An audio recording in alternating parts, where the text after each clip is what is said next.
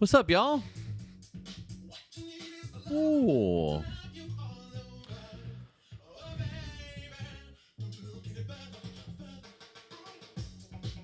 Good afternoon.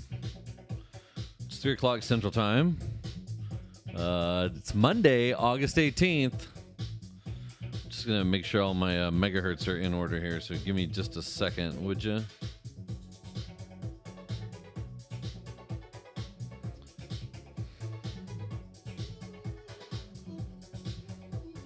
It's a fun day, man. It's a Monday, dude. I love Mondays. Are so great.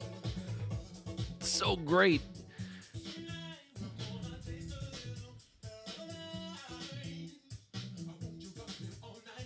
All right. And they go on and on and on.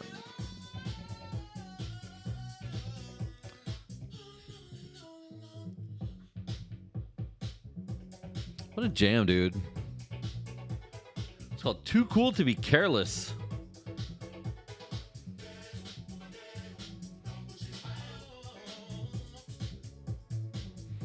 Got about 10 seconds left on the track. Let's let it roll out a little bit.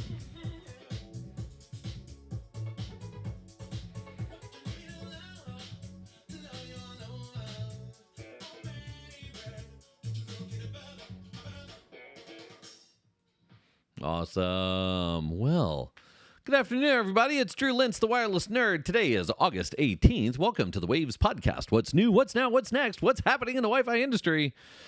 Enough radio voice. I've missed you. I've missed you, people. I've missed you, crowd.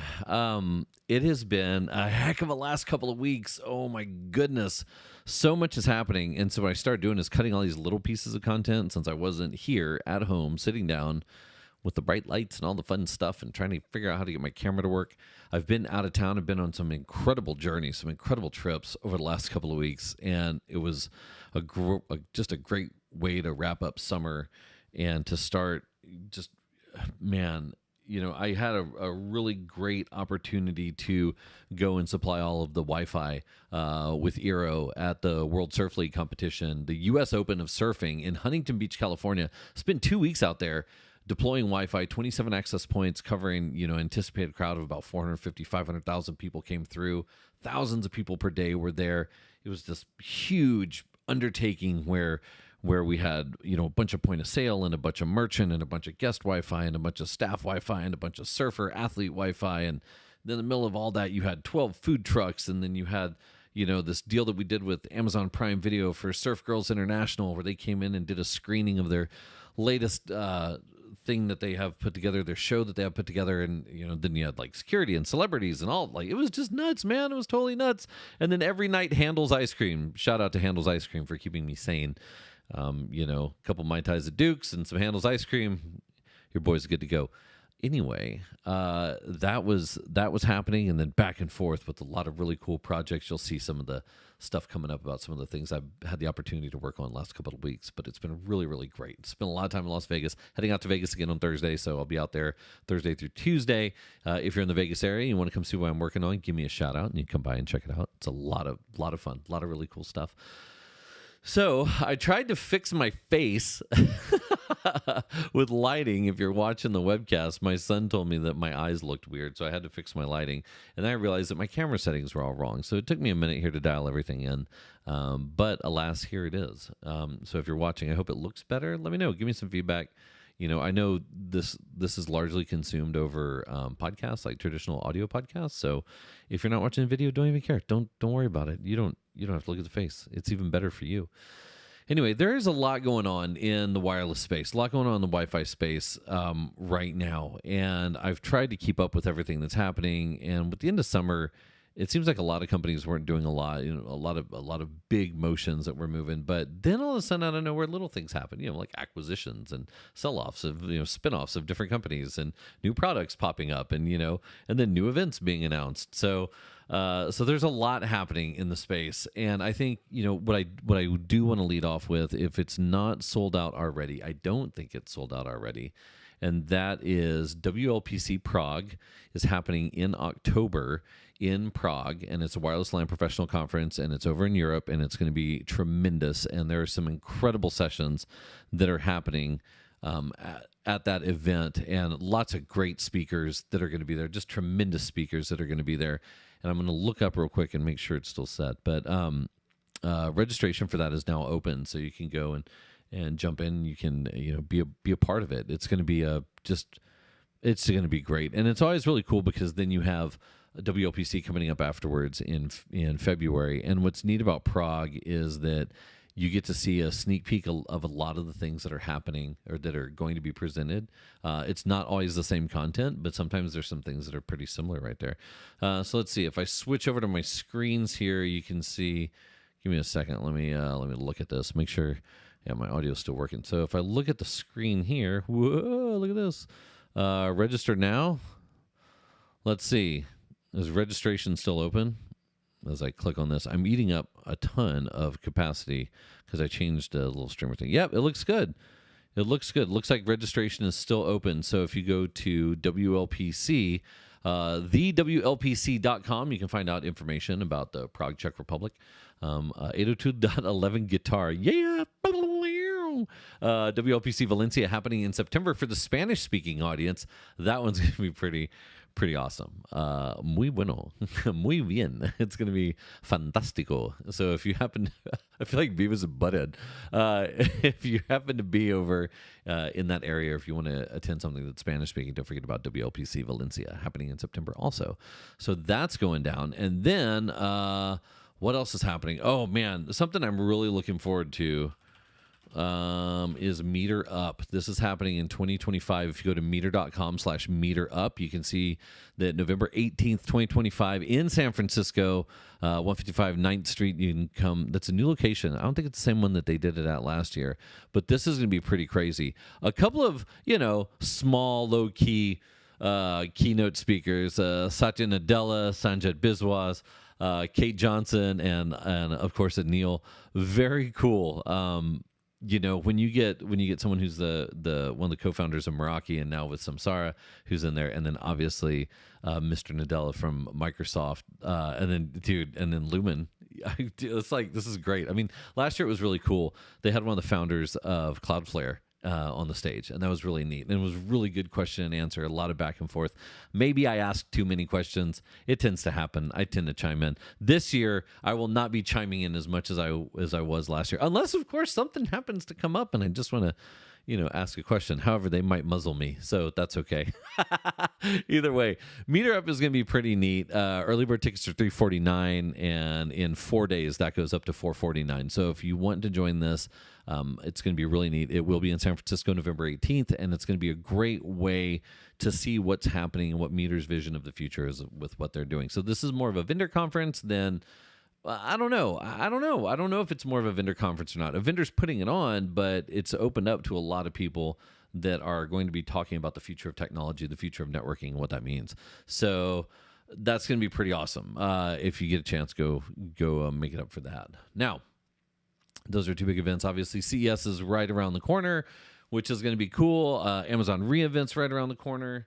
The shows that I'm going to be at, I'm going to be at those. I'm going to be at some restaurant shows. I'm going to be at some other fun stuff. Man, I got to go to the Texas Restaurant Association show this year, and it was so awesome. It was so awesome. I don't know if I was able, if I talked about that on the last pod or not, but man, Texas Restaurant Association was just so cool. And if I talked about it, I apologize. It was just such a great opportunity to meet with people that were business owners and restaurateurs and people who are like these, who are out there changing the way that we eat and that we interact with restaurants and what's coming down for them and what they're looking forward to. And it's just an incredible industry right now, and there's so much change and innovation happening that it was really cool to be a part of that. So if you're in that space, if you're in the retail technology space, the restaurant technology space, pay close attention. I mean, you got MERTEC coming up, you've got the MERTEC show coming up, you've got a lot of people are talking about, inclusion in the Restaurant Technology Network at RTN. So lots of things happening there.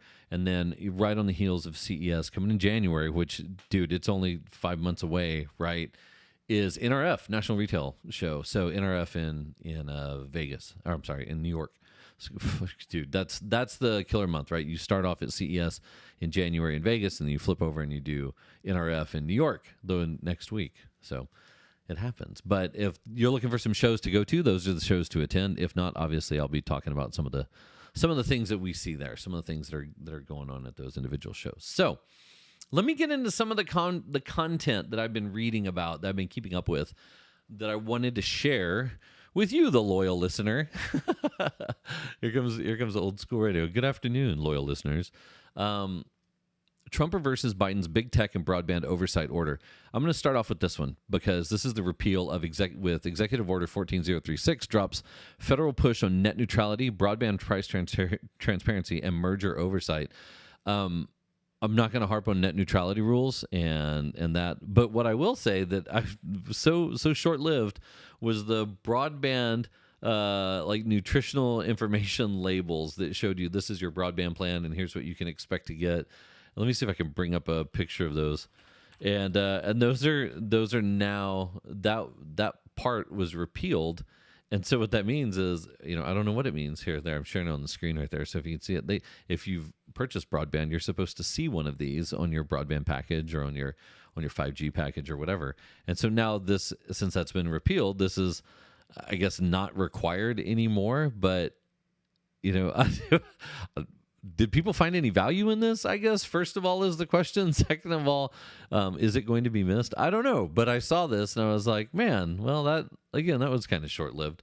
So broadband nutrition labels are now gone, or the requirement for them is now gone because the repeal of Executive Order 14036. Now, the big news with that is obviously with net neutrality and what's happening with net neutrality. Here we go. We'll show you the screen here. Obviously, Jennifer over at Drew's Broadband Breakfast, the Drew from Broadband Breakfast, does just such a great job keeping up with all of the, like, if you care about the way that the government's interacting with our industry, go to Broadband Breakfast and keep up with what they do. They do an incredible job covering everything that's happening. So this one with the repeal, it talks about stricter antitrust reviews to mergers in broadband, cable, and big tech. So that's going to get knocked out. Also, direct the FCC to restore net neutrality rules, adopt broadband nutrition labels, and prevent IS. Oh, this is the big one. This was the big one right here.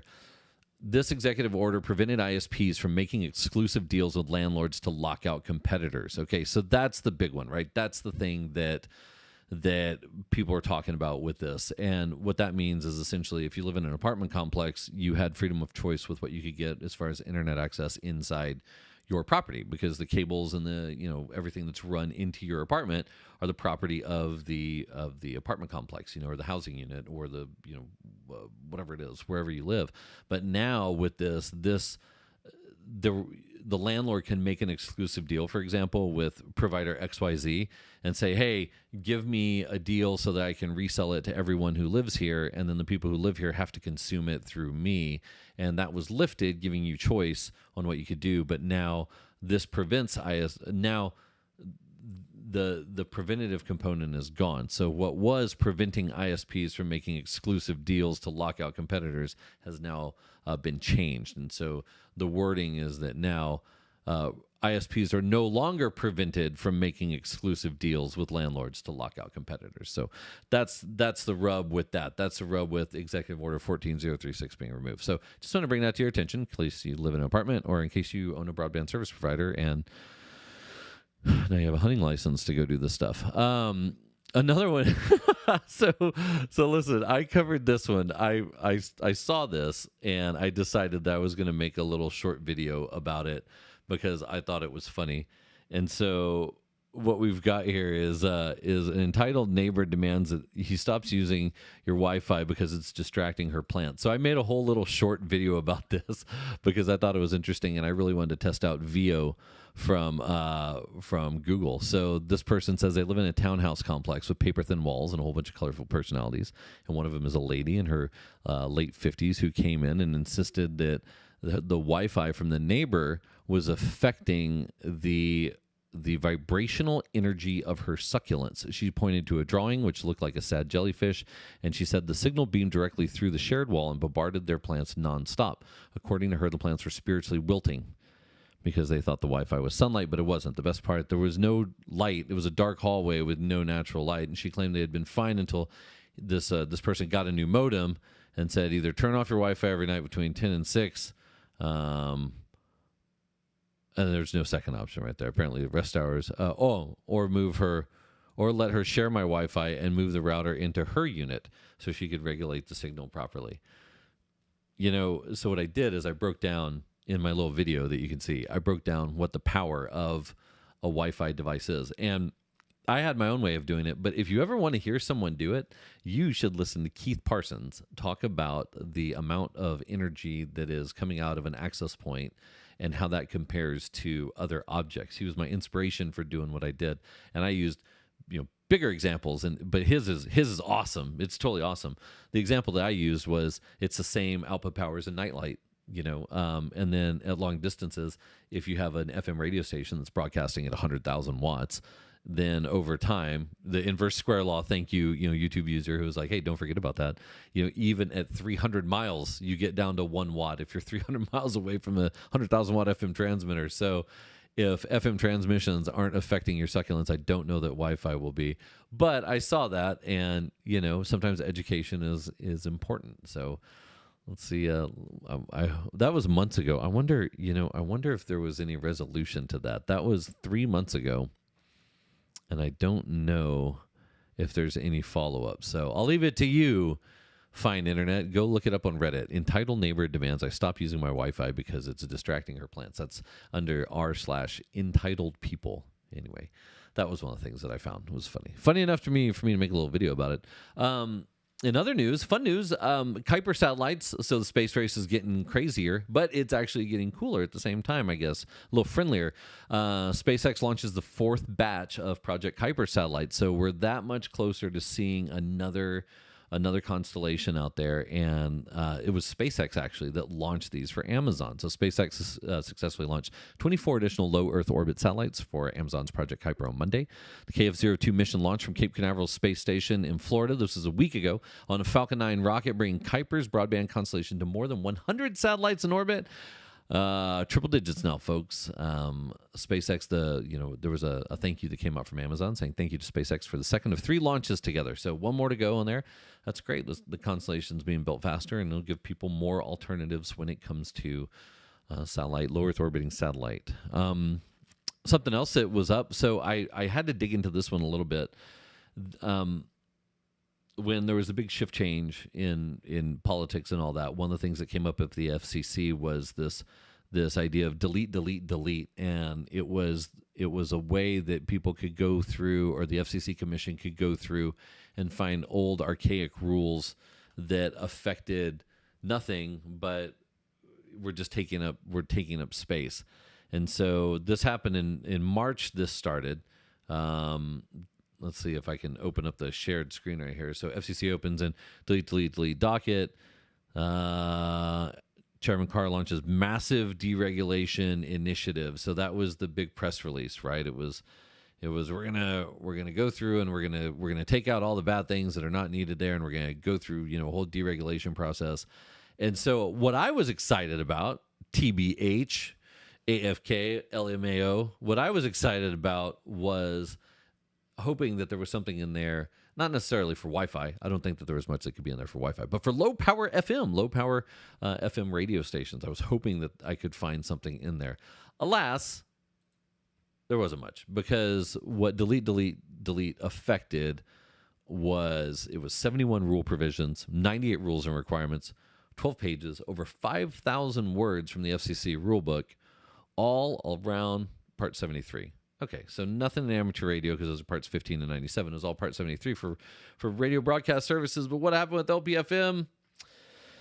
Not a lot. They were told that they don't have to have these monitoring devices that monitor the output power of the FM signal that's being transmitted and then be able to report that back. So basically they said, hey, if you're an LPFM provider, we're going to trust that you're broadcasting as much power, as little power as you're supposed to. It's not a lot. There's not a lot of power in LPFM. It's 50 watts, I think, or 10 watts. It's not a lot.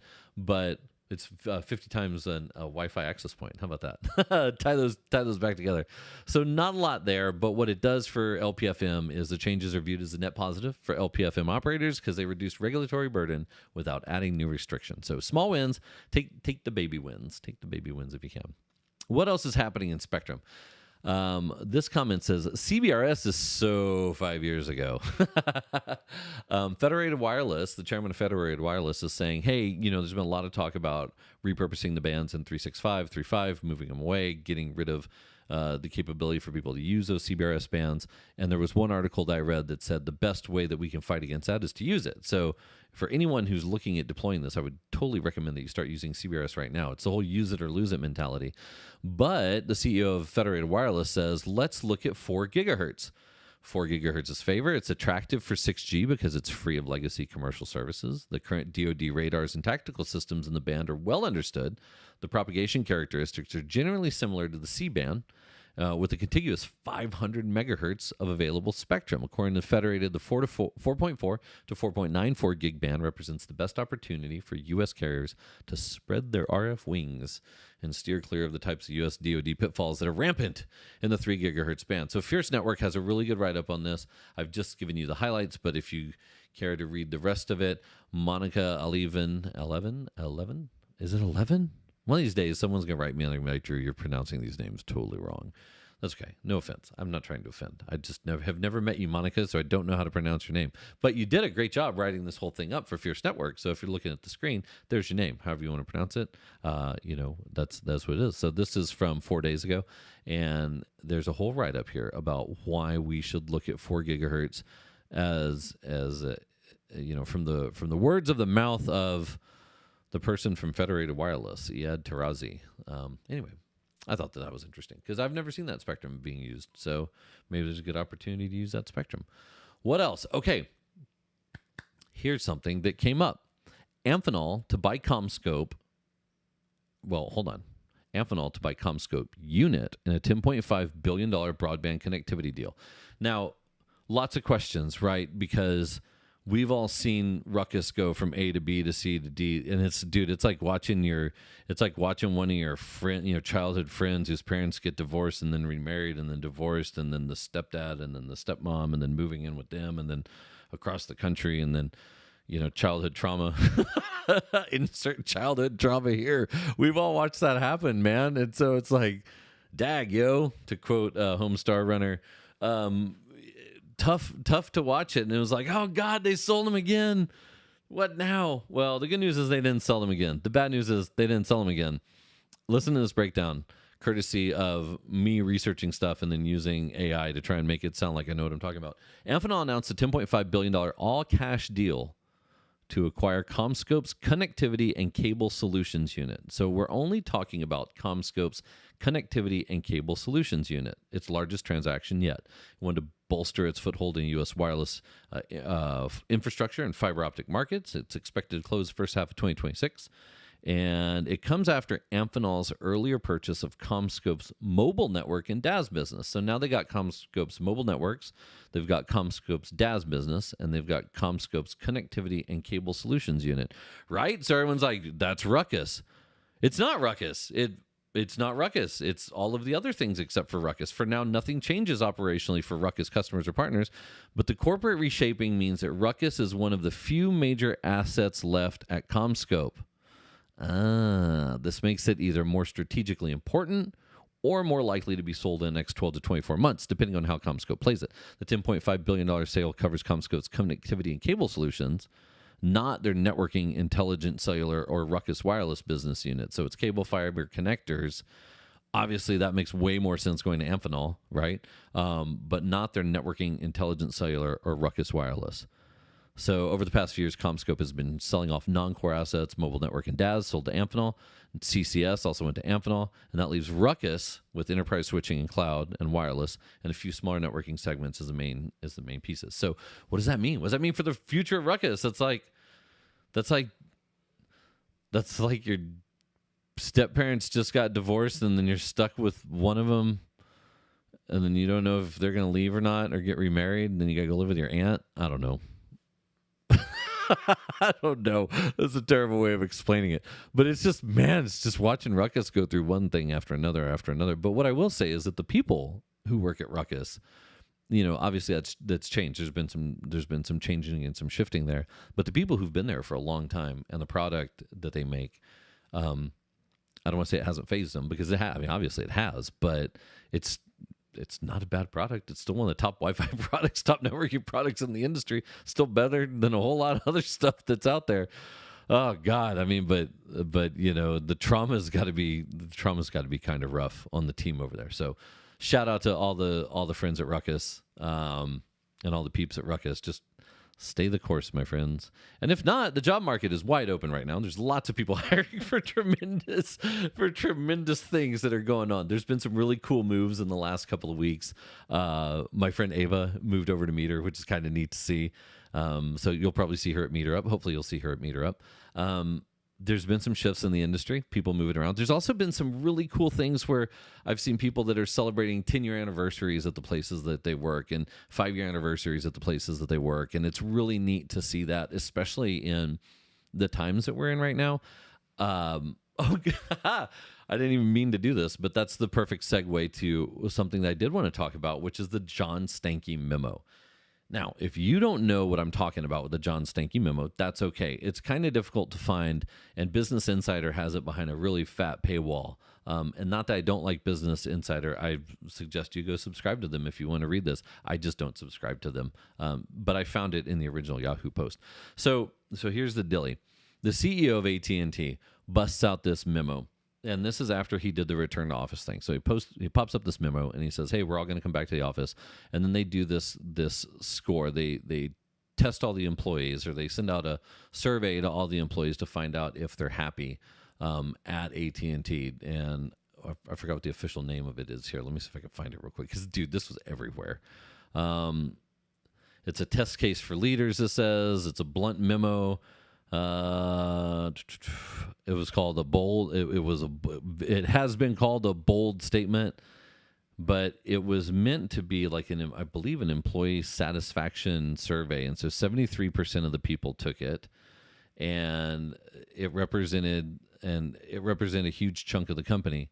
But there's been some serious heat for what this dude's saying, right? For what John Stankey's saying. And I don't know this guy, but I have my own thoughts about the memo, and I'm not going to share them. Maybe I'll share them after, but I want to read some of the things that he wrote in here.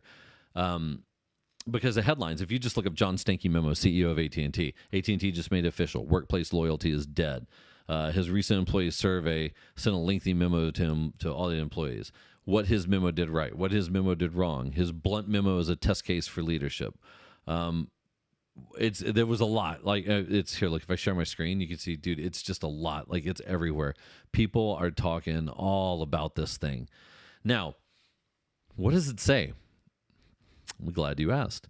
There are a couple of key things that I wanted to highlight that he said in here. And this goes right back into, if you talk about loyalty, if you talk about workplace loyalty, and you talk about the people who used to be able to go get a job at the post office or get a job at AT&T, for example, or Sears, or, IBM, or whatever it is, where there were these expectations that if you got a job there, you could always have a job there. This memo basically turned around and said, that's not how we're doing things anymore. And then it outlined a lot of interesting points.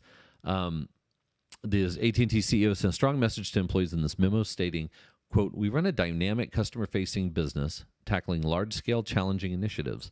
If the requirements dictated by this dynamic do not align to your personal desires, you have every right to find a career opportunity that is suitable to your aspirations and needs." Okay, that was the opening one. Ready?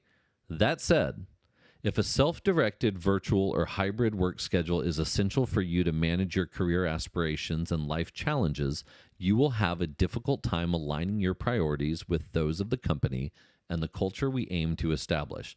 All right, a lot there that I don't disagree with. Oh, tough call, right? But maybe that's because I'm old school. Mark says he's late. Hello, Mark. You joined at the perfect time. I'm talking about John Stankey's memo from the CEO of AT&T, and I love this. I had a whole conversation with my wife about this, about about what he said and the way he said it. If a self-directed virtual, well, let me go back and read the commas appropriately.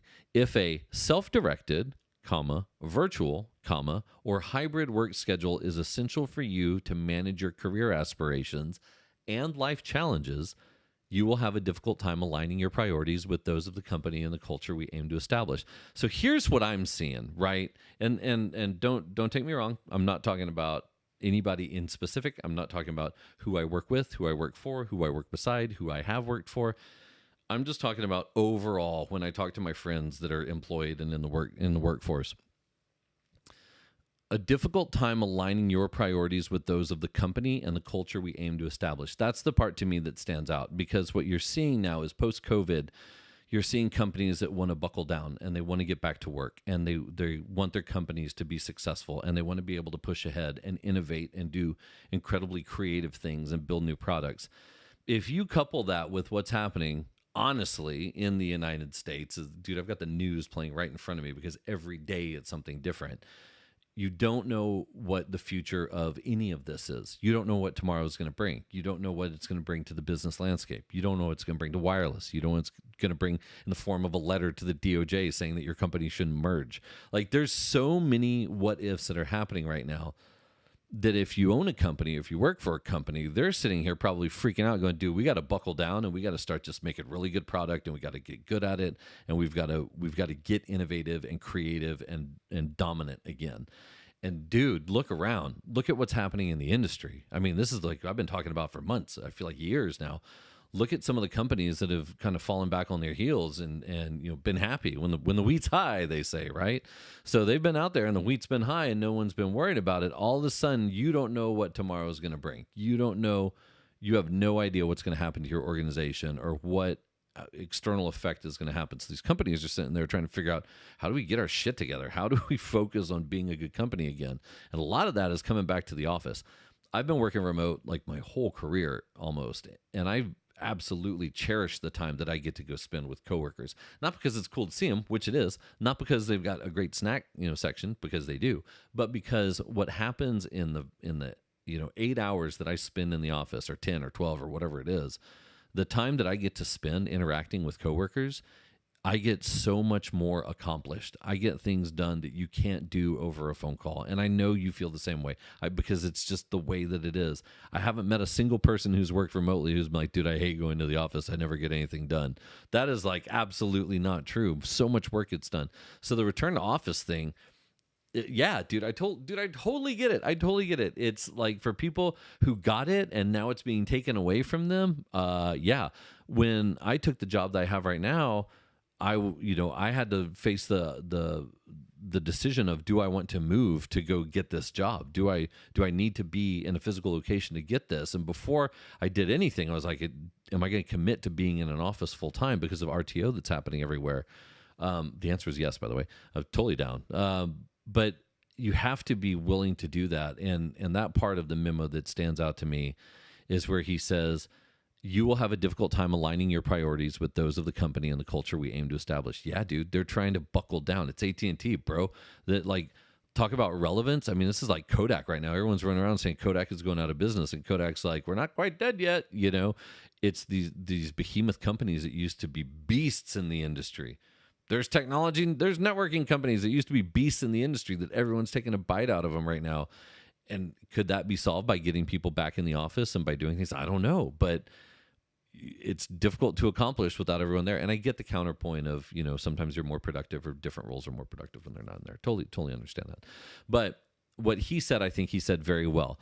If a self-directed, virtual, or hybrid work schedule is essential for you to manage your career aspirations and your life challenges, that's the part that stands out to me. If that's what you're trying to go for, then this is not the right place for you. There's plenty of jobs elsewhere. So I like the way that he said that. It was strong, but I think it made sense. So does this mean that there isn't room for emergency or special circumstances? Of course not. We will always try to support that which cannot be planned for, or that which needs to be deliberately planned for. And I expect any leader to manage their organization accordingly. Got it. So trying to be open up there. Now, the memo didn't explicitly ask AT&T employees to come back to the office, but that's kind of inferred. It's kind of inferred in there. But this is the part that really got a lot of people, right? He described the company's transition as a shift away from some elements, including, quote, loyalty, tenure, and conformance with the associated compensation, to a more market-based culture focusing on rewarding capability, contribution, and commitment. So this isn't your dad's AT&T, right? Isn't that how they say it? This is not your parents' AT&T. This is rewarding people for their commitment, for their capability and their contribution, not just rewarding them because they've been there the longest. Commitment and loyalty is great, but what is loyalty without contribution? And I think that that's the big question that we all have to ask ourselves in our roles.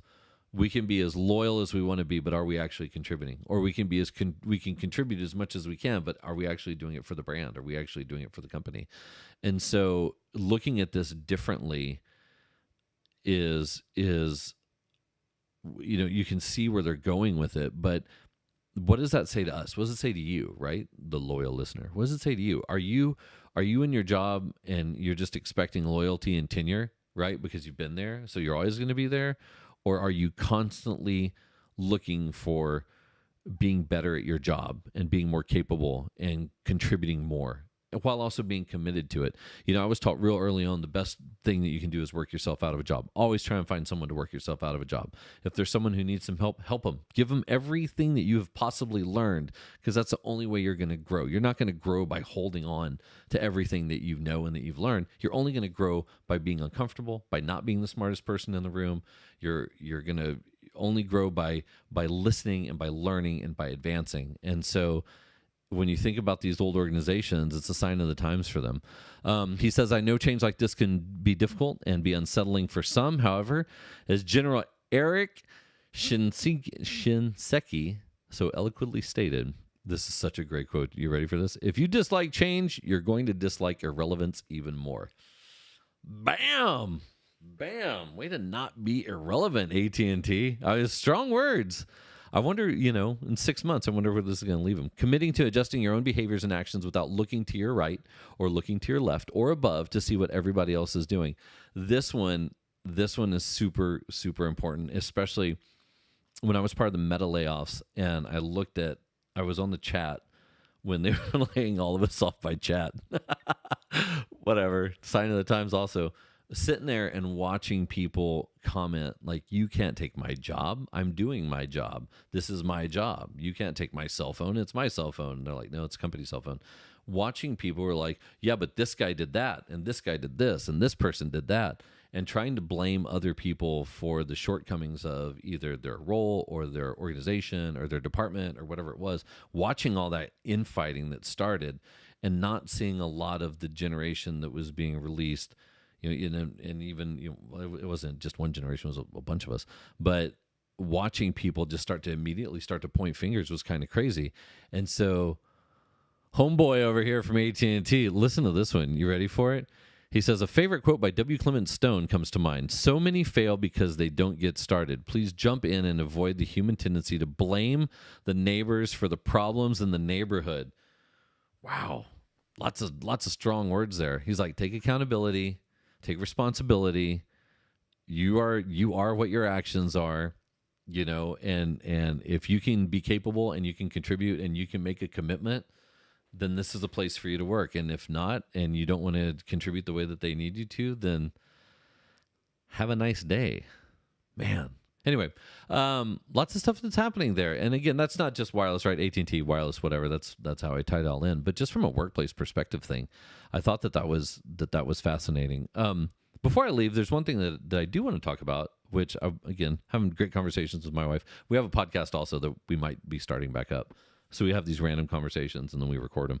One of the things that I learned at Meta that I loved, is the idea that no one will be a big promoter for you as you will.